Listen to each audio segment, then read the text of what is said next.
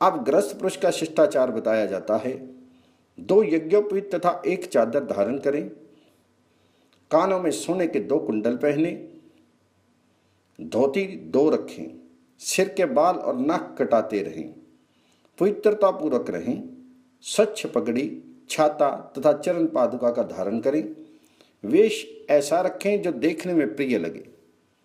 प्रतिदिन वेदों का स्वाध्याय करें, शास्त्रोक्त आचार का पालन करें, दूसरों का अन्न नहीं खाएं, दूसरों की निंदा छोड़ दें, पैर से पैर को नहीं दबाएं, झूठी चीज को नहीं लांगे, दोनों हाथों से अपने सिर को ना खुजलाएं, पूज्य पुरुष तथा देवालय को बाएं करके ना चलें, देव पूजा, सिद्धाय, आचमन, स्नान, व्रत तथा श्राद्ध कर्म आदि में शिखा को खुली ना रखें और एक वस्त्र धारण करके ना रहें, गधे आदि की सवारी नहीं करें, सूखा वाद विवाद त्याग दें, प्राय स्त्री के पास कभी नहीं जाएं, ब्राह्मण, गौ, पीपल तथा अग्नि को भी अपने से बाएं करके ना जाएं।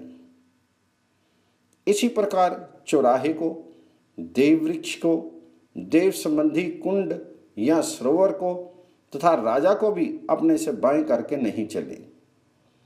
दूसरों के दोष देखना, डा रखना, दिन में सोना छोड़ दें, दूसरों के पाप नहीं कहें, अपना पुण्य प्रकट नहीं करें, अपने नाम को, जन्म नक्षत्र को तथा मान को अत्यंत गुप्त रखें, दुष्टों के साथ निवास नहीं करें, अशास्त्रीय बात ना सुने, द्विज को, मध्य, जुआ तथा गीत में कभी आसक्ति नहीं रखनी चाहिए। गीली हड्डी, झूठी वस्तु, पतित तथा मुर्दा और कुत्ते को छूकर मनुष्य वस्त्र सहित स्नान कर ले। चिता, चिता की लकड़ी, यूप, चंडाल का स्पर्श कर लेने पर मनुष्य वस्त्र सहित जल में प्रवेश करे। दीपक की, खाट की और शरीर की छाया, केश का, वस्त्र का और चटाई का जल तथा बकरी के, झाड़ू के और बिल्ली के नीचे की धूल, ये सब शुभ प्रारब्ध को हर लेते हैं। सूप की हवा, प्रेत का दाह का धुआं, शूद्र के अन्न का भोजन तथा वृषणी के पति के साथ दूर से ही त्याग दें। असत शास्त्रों के अर्थ का विचार, नख और केशों का दांतों से चबाना, नंगे होकर सोना, सरदा छोड़ दें, सिर में लगाने से बचे हुए तेल को शरीर में ना लगावें, अपवित्र तांबूल अर्थात बाजार के लगाए हुए पान ना खाएं तथा सोते को ना जगाएं। अशुद्ध हुआ मनुष्य अग्नि की सेवा, देवताओं और गुरुजनों का पूजन नहीं करे, बाएं हाथ से अथवा केवल मुख से जल ना पिए, गुरु की छाया पर पैर नहीं रखें, उनकी आज्ञा भी ना टालें, योगी, ब्राह्मण और यति पुरुषों की कभी निंदा नहीं करें। द्विज को चाहिए कि वह आपस की गुप्त अर्थात रहस्य की बातें कभी भी नहीं कहे।